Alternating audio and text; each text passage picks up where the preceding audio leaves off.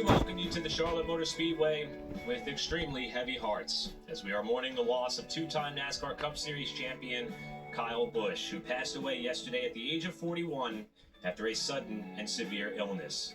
Kyle was not only known for his Cup Series accolades, he was also the all-time wins leader for the NASCAR Craftsman Truck Series, including our most recent stop at Dover just last week. Good afternoon, everybody.